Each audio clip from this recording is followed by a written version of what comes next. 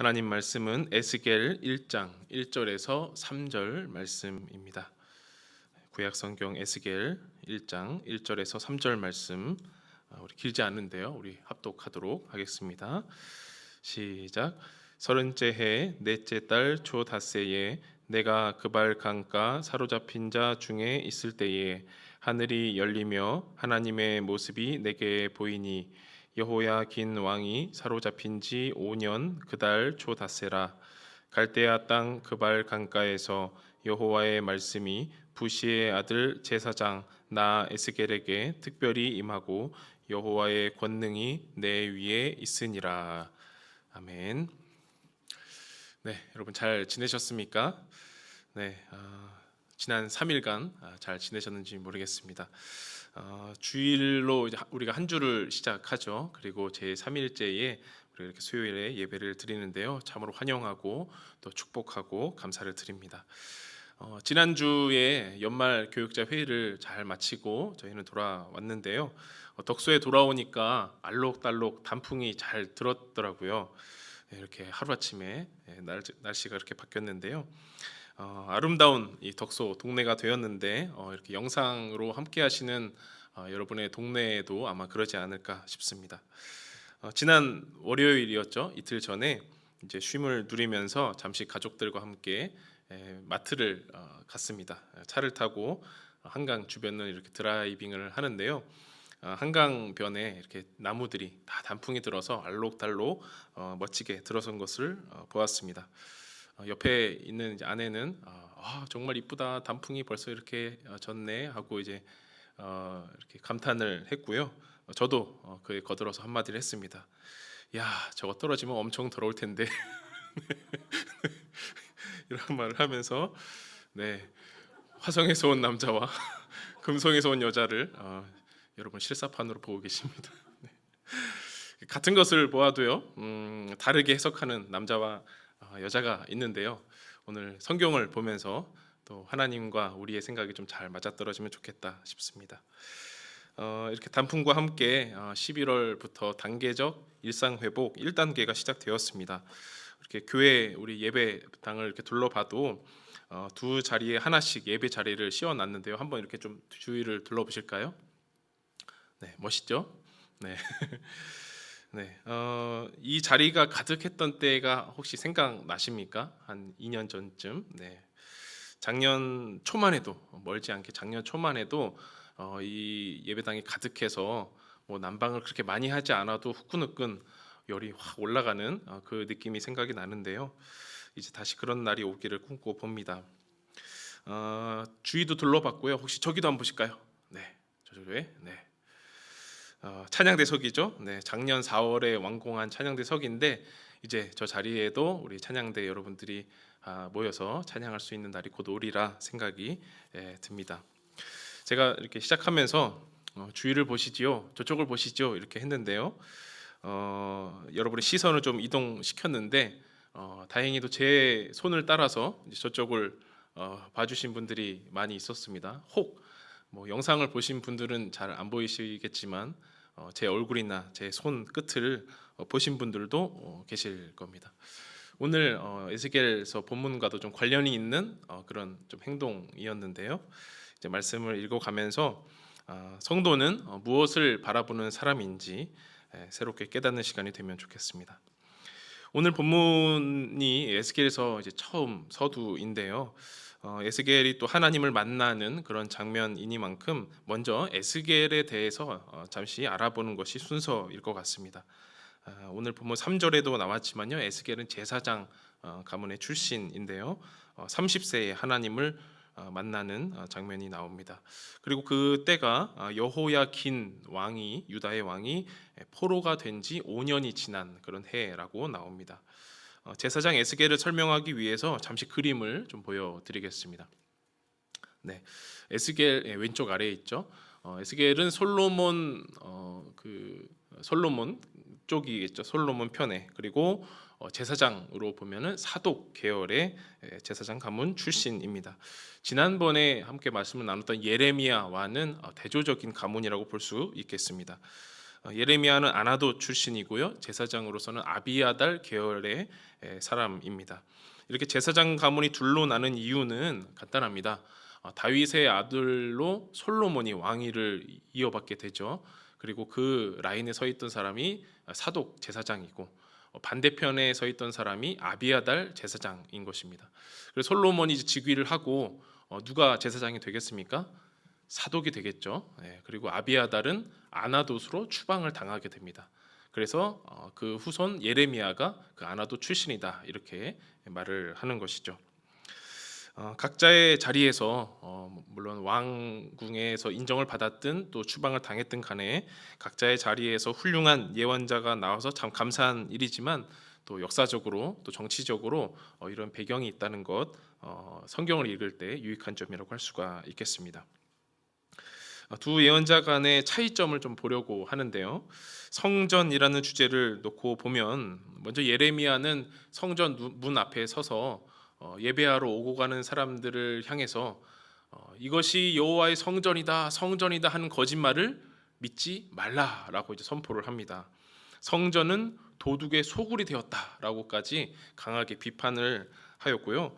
성전은 무조건 무너지지 않을 것이다라는 그 약속을 믿는 사람들에게 이제는 성전이 아니고 너희들의 마음속에 새 언약을 맺을 것이다라고 예레미야는 선포를 했습니다.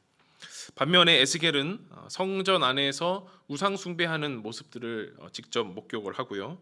나중에는 환상 중에 새로운 성전을 보고 묘사하면서 다시금 성전의 회복을 예언한 사람이다라고 볼 수가 있겠습니다.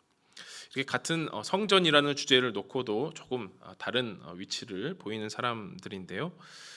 부르심에도 비슷하면서도 다른 장면을 볼 수가 있습니다. 먼저 예레미야는 하나님의 말씀이 그에게 임하여서 이렇게 말씀을 하셨죠. 모태에 짓기 전부터 너를 알았다. 너를 구별하여서 온 세계의 선지자로 세웠다. 이렇게 예레미야에게 말씀을 해주시면서 살구나무 가지와 끓는 나무 환상을 보여주시면서 앞으로 있을 여러 예언들을 내가 반드시 이룰 것이다 라고 하나님께서 부르셨습니다. 반면에 에스겔은 부르심부터 조금 화려합니다. 이제 그림을 한 번 더 보여드릴 텐데요. 에스겔의 비전이라는 그림입니다. 다빈치, 미켈란젤로와 함께 르네상스 3대 천재 예술가라고 불리는 라파엘로가 그린 그림인데요. 저는 사실 다빈치, 미켈란젤로, 라파엘로를 거북이로 배웠는데 옛날에 만화 생각나시나요? 거북이로 배웠는데 다들 이 미술가, 예술가더라고요.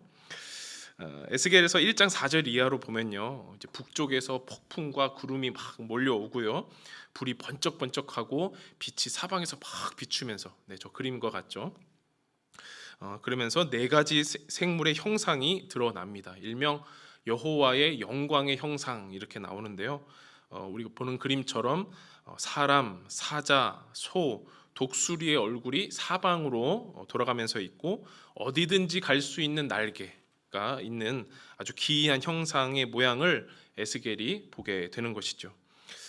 또 이 복음서의 네 권을 빗대어서 마태는 바로 사람으로 말을 하고요, 마가는 사자, 그리고 소는 누가, 또 독수리는 요한 이렇게 상징을 한다고 또 나중에 이렇게 알려져 있습니다. 이렇게 나타나신 하나님이 에스겔을 패역한 이스라엘에게로 보내시면서 그에게 말씀이 적힌 두루마리를 먹이십니다. 입에다가 넣어가지고 창자까지 들어갈 수 있도록 말씀을 먹이시는데요. 이제 에스겔은 그 자신이 말씀이 되어서 하나님이 그를 이동시키시면서 그 자체로 에스겔 자체가 말씀이 되어서 하나님의 뜻을 드러내는 사람이 되었습니다.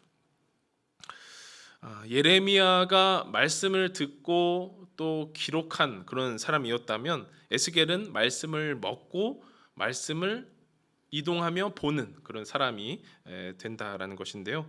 이렇게 출신 그리고 부르심 또 사역한 내용 등에서 예언자 간의 차이점이 있는데요. 이 정도 살펴보고요. 이제 에스겔에 조금 더 집중을 해 보겠습니다. 에스겔이 30살이 되던 해에 하나님을 만났다고 했는데요. 다시 한번 본문 1장 1절 2절 말씀 한번 읽어 보겠습니다. 다 같이 읽겠습니다. 시작. 30째 해 넷째 달 초 닷새에 내가 그발 강가 사로잡힌 자 중에 있을 때에 하늘이 열리며 하나님의 모습이 내게 보이니 여호야긴 왕이 사로잡힌 지 5년 그달 초 닷새라. 2절까지만 읽겠습니다. 30세면은 제사장으로서 활동을 할 수 있는 나이입니다. 근데 에스겔은 지금 갈대아 바벨론 그발 강가에 머물러 있습니다. 포로로 끌려간 거죠. 그곳에서 하늘이 열리며 하나님의 모습을 보았는데요.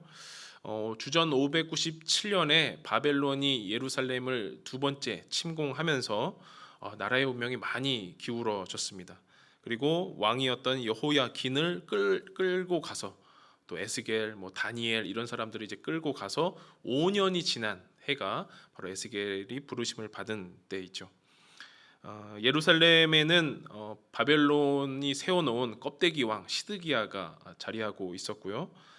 그래서 이제 주전 592년쯤에 이 여호야긴 왕과 함께 포로로 끌려온 제사장 출신 에스겔에게 하나님이 하늘을 탁 여시면서 나타나신 것입니다. 아까 읽었지만 1절에 나오지만 하나님의 모습이라는 이 단어에 오늘 좀 주목을 해서요. 에스겔이 오늘 무엇을 보았는지 좀 깊이 알아보고자 합니다. 하나님의 모습은 1장 4절 이하로 나오는 아까 라파엘로의 그림에서 봤던 아주 신비한 모습으로 보여집니다. 영어로 굳이 영어로 말을 하자면 The Vision of God, 하나님의 비전, 하나님의 외관, 하나님의 환상 등으로 번역할 수 있는데요.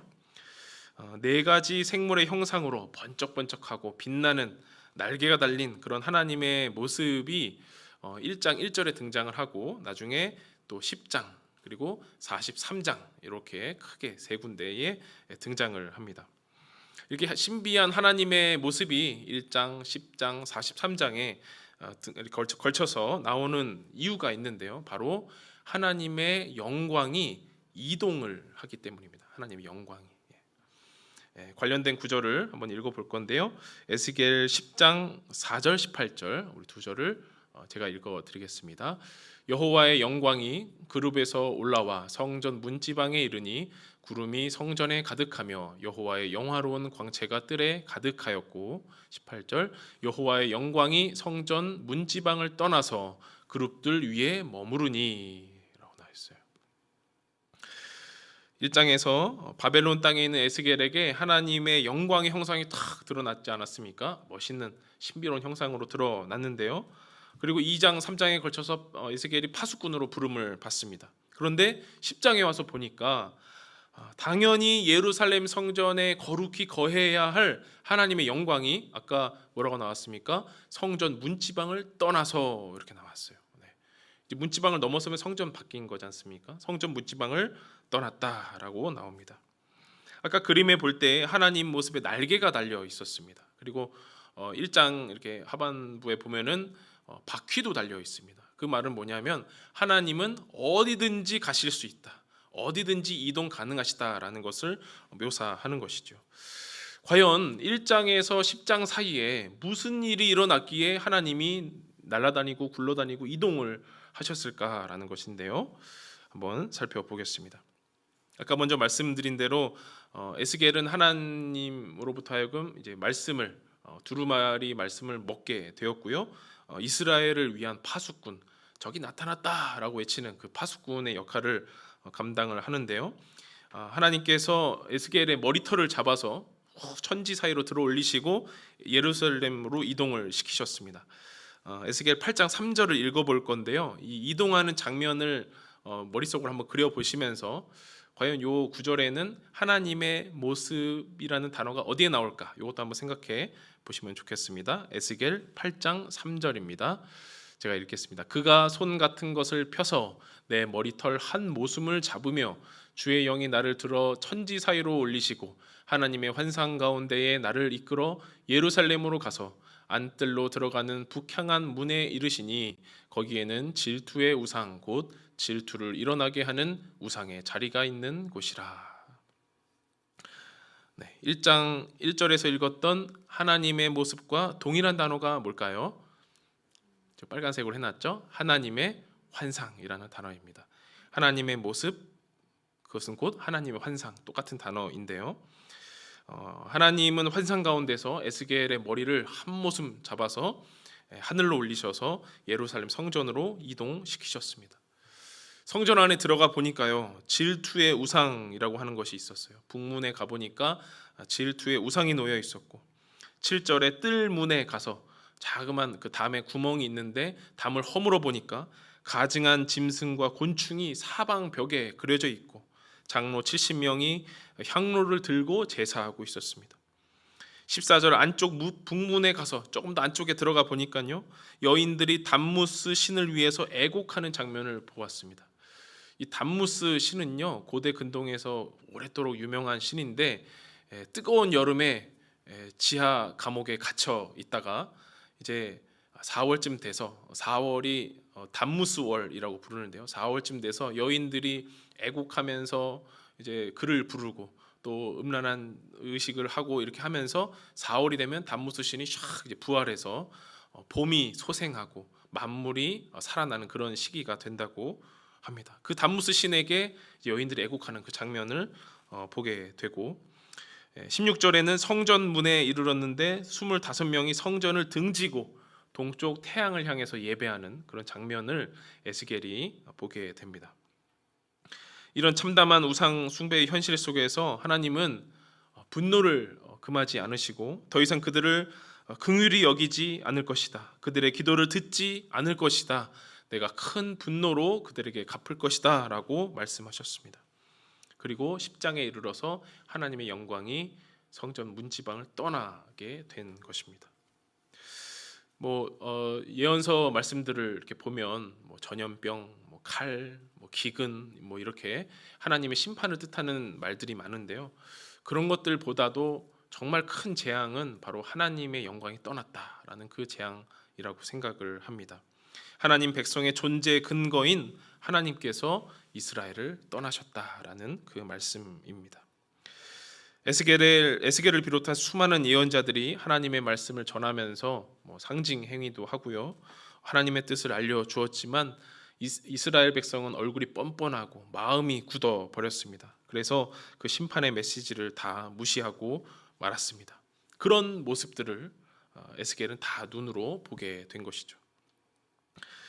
하나님은 이렇게 에스겔에게 나타나셔서 하나님의 환상을 보여주시며 예루살렘이 우상 숭배하는 적나라한 그 모습들을 보여주셨는데요, 아까 1장 1절 그리고 8장 3절에서 동일하게 나온 그 단어 하나님의 모습 혹은 하나님의 환상, 영어로는 The Vision of God, 이 단어를 잠시 주목해서 보겠습니다. 한글로는 좀 다르게 서로 번역하고 있어서 히브리어 단어를 좀 보여드리려고 하는데요, 네, 영어로 쓰지 않고 한글로 썼습니다. 마르오트 엘로힘이라는 단어입니다. 에스겔서 안에서는 하나님의 모습, 하나님의 환상, 또 하나님의 이상 이렇게 번역이 되는데요. 엘로힘이라는 단어는 먼저 잘 아시는 대로 하나님이라는 뜻이고요, 마르오트라는 것이 바로 영어로는 비전이라고 번역이 되었습니다. 이것을 조금 더 원문에 가깝게 좀 풀어보면 마르오트라는 것은 보는 것이라고 말을 할 수가 있는데요, 중간에 르오라고 들어가는 말이 보다라는 말입니다. 영어로 보다라는 말인데 앞에 마자가 붙으면서 보는 것, 보는 물체, 또 보는 장소 이렇게 번역을 할 수가 있는 거죠. 그래서 하나님이 보시는 것, 좀 존칭을 써서 하나님이 보시는 것, 하나님이 보시는 물체, 하나님이 보시는 장소 등으로 번역을 할 수가 있는 것이죠. 물론 1장 1절에서 에스겔이 본 것처럼 하나님의 모습이라고 번역을 해도 무리는 없습니다. 그리고 8장 3절처럼 예루살렘의 실태를 보여주었던 그 하나님의 환상이라고 해도 맞는 말일 것입니다. 그런데 이제 에스겔서 전체를 볼 때에, 그리고 에스겔이 자주 자신의 행동을 드러낼 때에 내가 본다라고 하는 말을 좀 주목해 볼 때 이 마르오트 엘로힘이라는 단어를 하나님이 보시는 것이라고 번역을 해보면 더 좋을 것 같습니다. 뭐 이런 번역을 뭐 대수롭지 않게 여길 수 있습니다. 뭐 그냥 그러든 말든 이렇게 볼 수도 있는데요. 혹 믿음이 없든지 또 교회에 다닌 지 얼마 안 되는 분들한테는 하나님의 환상, 하나님의 이상 이러면은 그거 다 지어낸 거 아니야? 다 꿈꾼 거 아니야? 거짓말 아니야? 라고 이렇게 오해를 할 수도 있을 것 같습니다. 환상을 보았다, 이상을 보았다라고 하면 그 환상의 내용이 정말 중요하지 않겠습니까? 예언자가 환상을 보아서 그런 내용을 기록을 했는데 그 내용보다도 그게 진짜야 가짜야 이렇게 사실 여부, 뭐 믿음의 문제로 넘어가니까 조금 아쉬운 점이 있는데요. 그래서 이제 잠시 그림을 보여드리면 이 마로트 엘로힘이라는 단어를 영어로 The Vision of God, 그러니까 하나님의 모습으로만 보지 않고 God's Vision, 그래서 하나님이 보시는 것, 그 하나님의 뭐 시야, 하나님의 시각으로 본다면 우리가 우리의 그 에스겔서 읽기와 또 우리의 믿음은 조금 더 폭이 넓어질 거다 이렇게 생각이 듭니다. 그렇게 읽어야 하는 이유는 하나님의 모습을 보는 그 에스겔이 야 하나님을 봤더니 이것이 정말 진짜더라 가짜더라 이것을 논하는 게 아니고요. 그 하나님의 환상 중에 하나님의 이상 중에 본 그 예루살렘의 모습과 그 내용들을 이 성경에서 말을 해주고 있기 때문입니다. 자, 1장 1절 그리고 8장 3절 이하로 에스겔은 어떻게 하나님의 모습을 보았고 예루살렘의 우상 숭배를 볼 수 있었겠나요? 뻥튀기일까요? 상상일까요? 예루살렘에서 이제 바벨론까지 들리는 소문을 들어가지고 막 창작을 했을까요? 아닙니다. 직접 본 것이죠. 에스겔이 직접 본 내용입니다. 어떻게 봤을까요? 하나님의 모습을 보는 것뿐만 아니라 하나님이 보시는 것을 에스겔이 보는 것입니다. 에스겔은 지금 육체적으로 바벨론을 떠날 수 없는 그런 포로의 상태입니다. 포로로 잡혀가서 포로민들과 함께 거하면서 그들 속에서 사역을 한 예언자이자 제사장이죠. 그런 그가 하나님이 보시는 것을 보게 된 것입니다. 바로 하나님이 지금 예루살렘을 보고 계시기 때문에 에스겔이 예루살렘을 볼 수 있었습니다. 예루살렘 성전에서 일어나는 수많은 우상 숭배의 장면들을 하나님께서 보고 계시고 에스겔로 하여금 하나님이 보시는 것을 보게 하시는 그런 역사가 있는 것입니다. 그래서 이전에 두루마리 말씀을 먹인 그 에스겔로 하여금 예루살렘을 보게 하시는 것은 이제 예루살렘에 하나님의 말씀을 들려주시는 것이고요. 포로된 바벨론 땅에서도 에스겔의 그 사역을 하면서 또 여러 상징 행위들을 보여주시는 그것은 곧 하나님의 말씀을 들려주는 것이다. 이렇게 에스겔서를 보면 좋을 것입니다. 하나님은 에스겔에게 계속해서 이렇게 말씀하십니다. 인자야, 너는 눈을 들어 바라보아라. 그러면 에스겔은 이렇게 대답합니다. 내가 보오니, 이렇게 대답을 해요. 하나님께서 보아라 하시면 내가 보니, 이렇게 에스겔은 대답을 하는 것인데요. 8장 5절 말씀도 한번 제가 읽어드리겠습니다. 그가 내게 이르시되 인자야 이제 너는 눈을 들어 북쪽을 바라보라 하시기로 내가 눈을 들어 북쪽을 바라보니 제단문 어귀 북쪽에 그 질투의 우상이 있더라. 아까 읽었던 그 내용 중에 하나이죠. 바라보라, 바라보니. 사랑하는 여러분, 이제 잠시 우리의 이야기를 좀 해보려고 합니다. 하나님은 에스겔서를 읽게 하시면서 바라보라라고 말씀하시는데요. 이 환상이 진짜냐 가짜냐 이것을 설명해 주시는 것이 아니고요. 하나님이 바라보시는 것을 바라보아라라고 말씀하십니다. 우리는 이 시대에 무엇을 바라봐야 하겠습니까?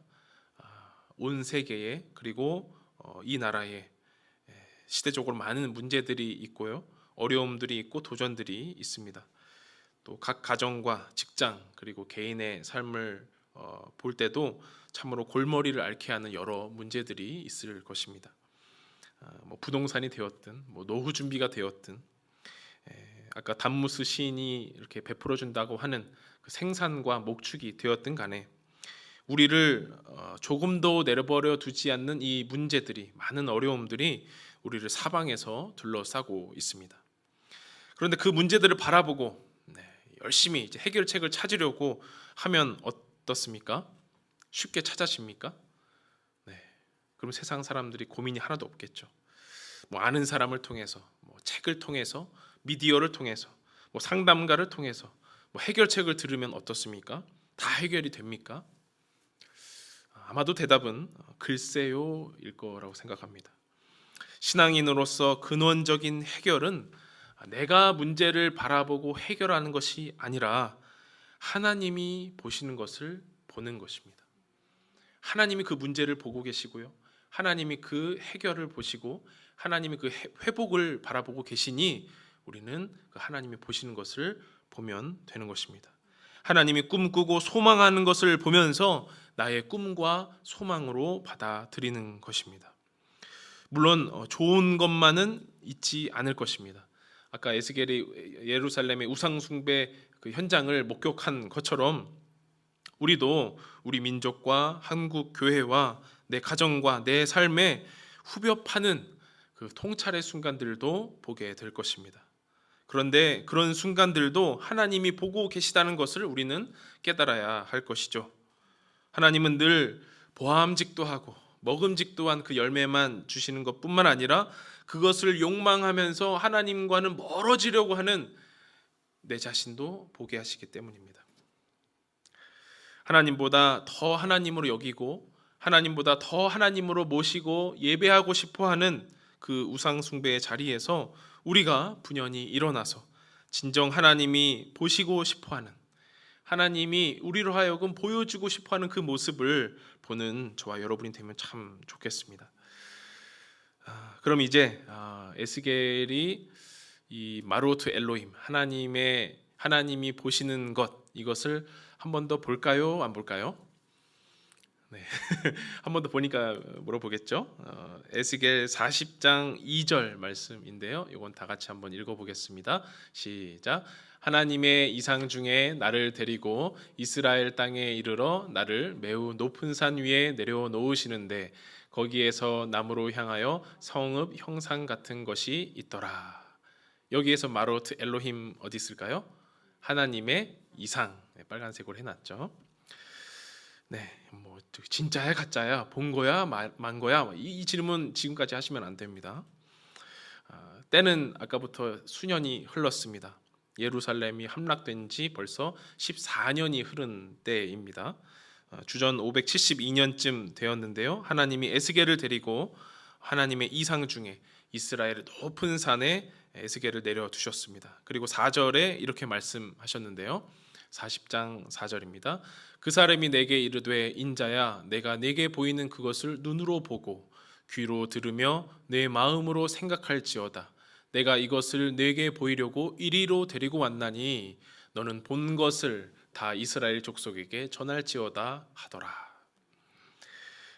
그 사람이 누구냐면 하나님의 천사로 보이는 이 측량대를 잡은 그 사람입니다. 측량자죠. 그 사람이 에스겔에게 새로운 성읍 형상을 보여주면서 이렇게 말한 거예요. 내가 너에게 보여주는 그 성읍을 잘 보고 또 말해주는 것을 잘 귀로 듣고 내 마음에 생각하면서 이 하나님께서 너에게 보여주시는 이것을 잘 보아라. 너에게 이것을 보여주리라고 이리로 데리고 왔다. 너는 본 것을 다 이스라엘에게 그 지도를 다 전하여 주어라 라는 것입니다. 하나님이 에스겔에게 보여주고 싶고 귀로 들려주고 싶고 마음에 생각하게 해주고 싶은 그 성읍은 무엇이겠습니까? 바로 새로운 예루살렘입니다. 새로운 성전인 거죠. 하나님의 영광은 그 성전을 이미 떠났습니다. 그리고 지금 보는 그 모습은 바로 새롭게 회복될 예루살렘의 모습인 것입니다.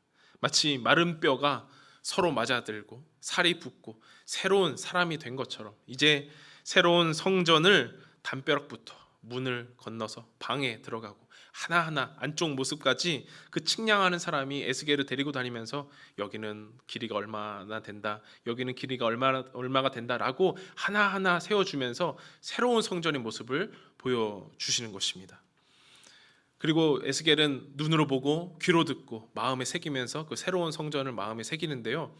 아까 8장에 있었던 그 예루살렘 성전과는 아주 다른 모습입니다. 성전이 깨끗합니다.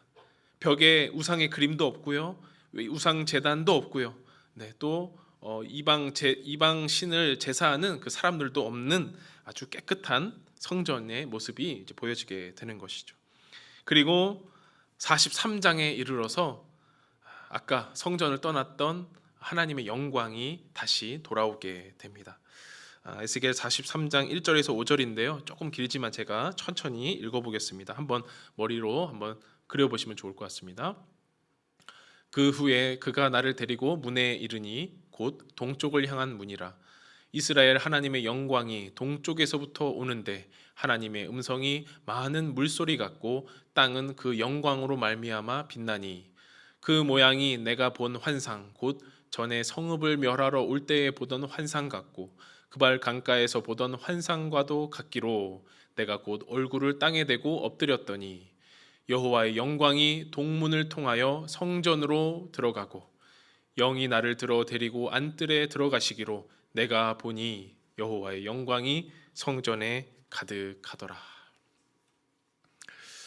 네, 어제 설교문을 마무리하면서 이 장면을 막 이렇게 복사하지 않고 막 성경 구절을 이렇게 따라 치는데요.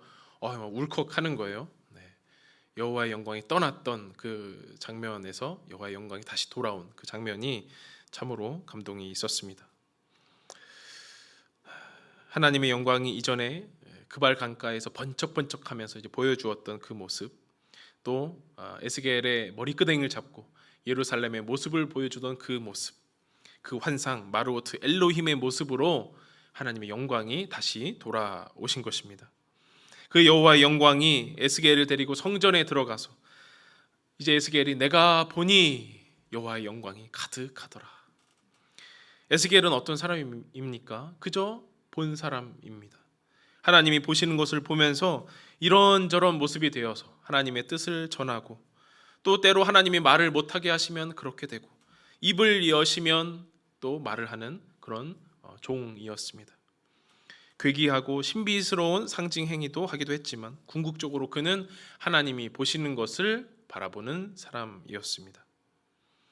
하나님이 보시는 것을 보는 에스겔에게 하나님은 민족의 가장 수치스러운 모습도 보여주셨고 그 민족의 회복도 보여주셨습니다. 44장에서는 제사장을 다시 성별하는 모습을 보여주고요. 45장, 46장에서는 새로운 예배 모습, 새로운 제사법에 대해서도 보여주십니다. 그리고 47장에서는 생수의 강이 흘러넘치는 성전, 새로운 성전의 모습도 보여주십니다.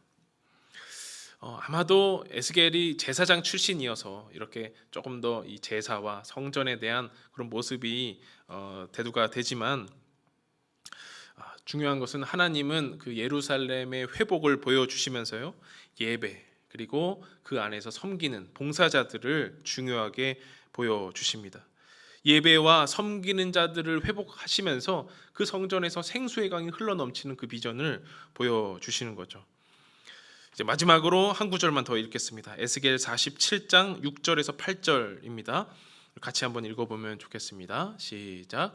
그가 내게 이르시되 인자야 내가 이것을 보았느냐 하시고 나를 인도하여 강가로 돌아가게 하시기로 내가 돌아가니 강 좌우편에 나무가 심이 많더라. 그가 내게 이르시되 이 물이 동쪽으로 향하여 흘러 아라바로 내려가서 바다에 이르리니 이 흘러내리는 물로 그 바다의 물이 되살아 나리라. 죽었던 그 바다의 물이 되살아 나리라. 하나님은 참으로 끝까지 에스겔 처음부터 끝까지 보여주시는 분입니다. 내가 이것을 보았느냐? 성전으로부터 나오는 물이 흐르고 흘러서 강 좌우편에 많은 나무가 자라고 그 뒤에 보면 또 많은 열매를 맺고 잎사귀가 열어나고 또 바다에 물이 되살아 나리라. 이것을 네가 보았느냐라는 것입니다. 하나님이 보여주시는 그 생수의 강의 비전까지 에스겔은 보게 된 것입니다. 사랑하는 여러분, 여러분이 하나님이 보시는 것을 보는 사람이면 참 좋겠습니다. 하나님이 반드시 그렇게 하실 것입니다. 누구는 단풍을 볼 때 아름다운 것만 보고요. 누구는 단풍을 볼 때 더러운 것만 보기도 합니다. 그런데요, 우리의 시각은 이제 예를 들어서 단풍을 볼 때 아름다운 것도 보고 또 더러운 것도 볼 줄 알아야 되겠습니다. 모두를 볼 줄 아는 그런 사람이 되어야 할 것입니다. 하나님께서는 우리의 아픔과 상처도 보게 하시고요, 우리의 허물과 죄도 보게 하십니다. 그렇지만 끝내는 우리의 회복과 소생을 보게 하실 것입니다. 그것을 기대하시고 또 하나님의 그 거룩한 하나님의 시선을 느끼시는 저와 여러분이 되기를 간절히 소망합니다. 이 시간 응답이라는 찬양을 시선이라는 찬양을 함께 부를 텐데요. 가사를 생각하시면서 더욱 하나님의 시선에 우리의 모든 것을 맡기는 저와 여러분이 되면 좋겠습니다.